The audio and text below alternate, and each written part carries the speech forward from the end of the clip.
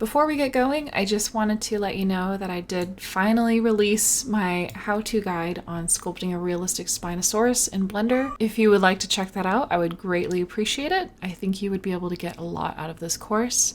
Enough of that, let's go ahead and dive into part 4, finishing the fins. So we went ahead and left off with the front fin. We have one of the top fins. Let's go ahead and add in the other top fin. So same steps as before, I'm just going to go ahead and disable the subdivision. And we went ahead and did 2 faces. So it's a little tricky. I'm going to go ahead and hide our Onchopristis. It looks like it's attached, but in reality it's actually not. So just be aware that your blueprints might be a little bit misleading on how the features of the body are put together. Alright, so maybe instead of starting there, I'll start somewhere up here. Go ahead and hop into your right perspective. Actually, we'll go ahead and select these edges. And I'm just going to do a GG to edge slide them down a little bit. Do the same thing with these ones. Alright, so let's go ahead and select these faces, hop into our right perspective. Let's go ahead and extrude. And I'll put this line, this edge, somewhere in the center here. Just go ahead and grab these verts and just kind of place them around like so. Somewhere down here. Go ahead and get the edge, or create an edge loop rather. Place it somewhere about here. You can go ahead and scale on the Z by 0. We're going to need to rotate that anyway. So, alright, so let's grab this back face right about here. You don't want to grab this one down here. So this one up here, hop into our right perspective. Let's do an extrude and scale. And we're going to give ourselves some space from the body of the Onchopristis. Make sure you select the back faces or back vertices in X-ray mode. Alright, so feel free to clean anything up if you need. Alright, I feel like something like that should be fine. Okay, so let's go ahead and hop down to the bottom fin here. Same thing as before, we want to go ahead and select somewhere around here, hop into your top perspective and make sure that looks appropriate, which it does. So I'm just going to go ahead and inset. Just push it on the Y a little bit. And same thing as before, I'll go ahead and hide the model. You could see that the bottom part of the fin is kind of tucking under the body, so it looks like it's connected when in reality it's not. We experienced this in the previous video with the front fin. Alright, so what I'm going to do is just grab, place it somewhere here, let's hop into our top, let's go ahead and push it out on the X, and just rotate. And we're going to want to scale. So let's grab these vertices, move these ones over, something like that. And we might move this one as well. And we'll tuck it underneath. So what we'll do is hop out of X-ray mode just so we can kind of better see what's going on. Let's grab these, pull them down and scale. Might do a slight rotation. I'll go ahead and scale on the Y, just keep things nice and flat so things don't get out of whack.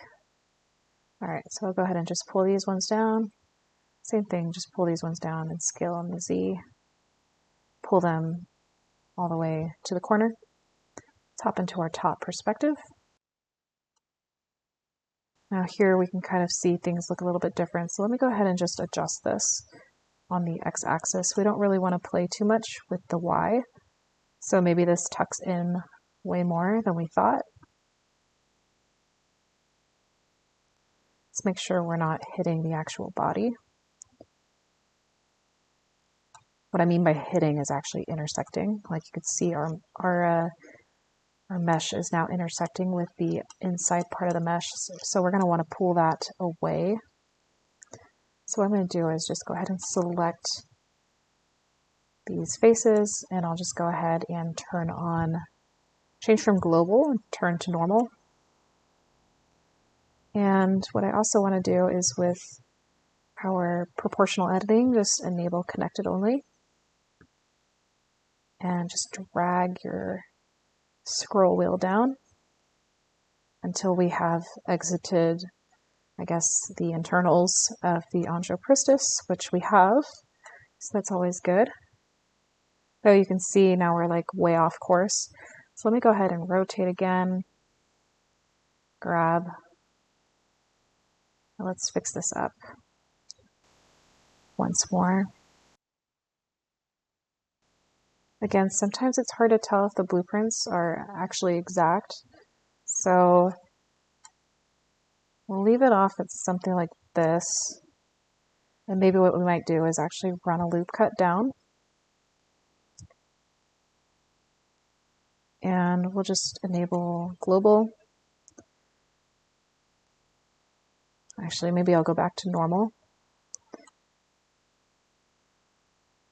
Maybe we'll pull it out on the Y. Go ahead and select these faces. And just kind of soften everything here. So I'm just going to do a Control V and smooth the verts.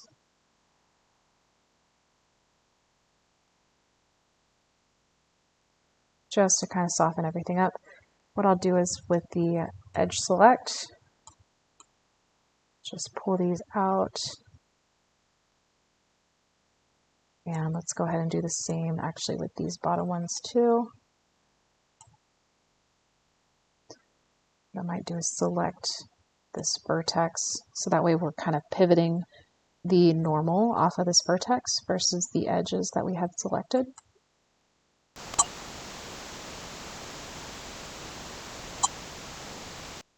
All right, I'm going to push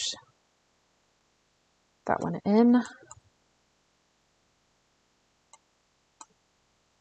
And maybe what I'll do is, again, selecting maybe just this bottom half of the faces, do a Control V and smooth. I'll go ahead and smooth everything like that. Check everything out.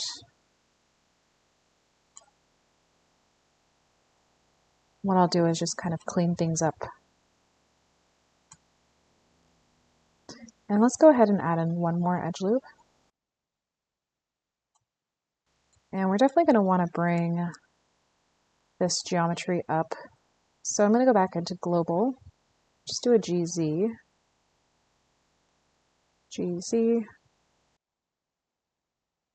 just because the fin is a little bit too thick right there. I'm also going to just edge slide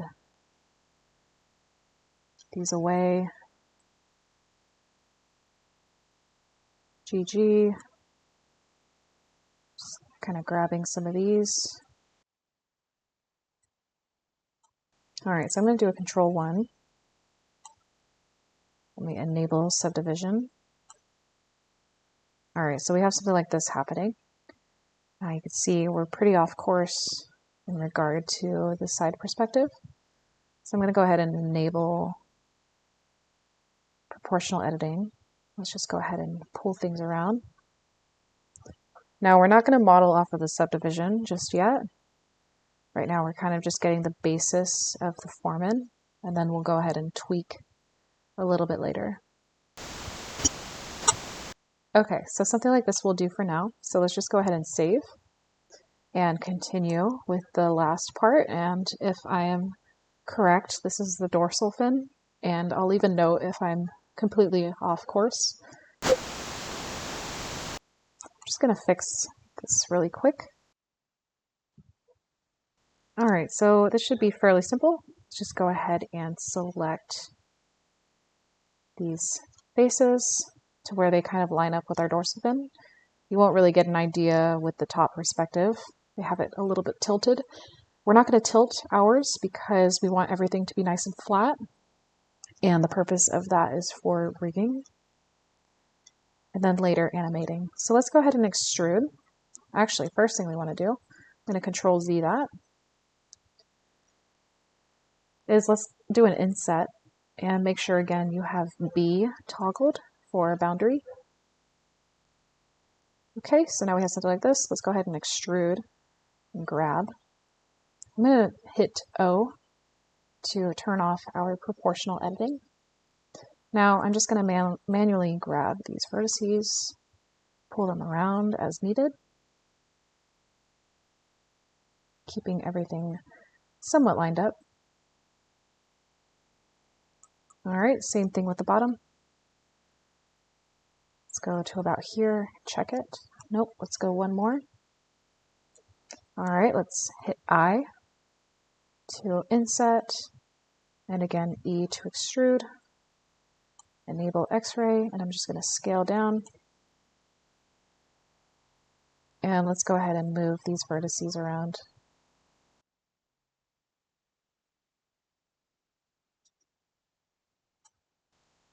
Alright, so we're running into some issues here. Or we are very close to running into some issues. And let's go ahead and pull this vertex away from the center of the mirror.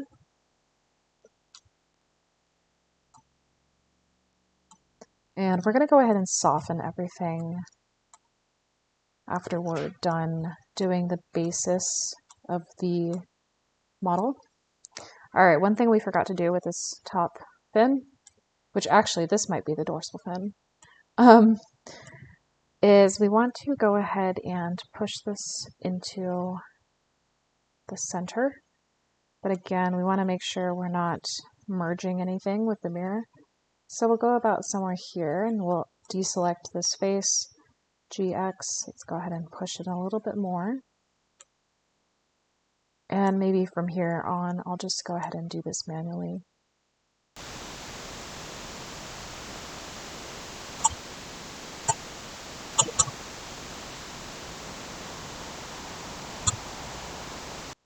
So I'm just going to double tap G and just slide this vertex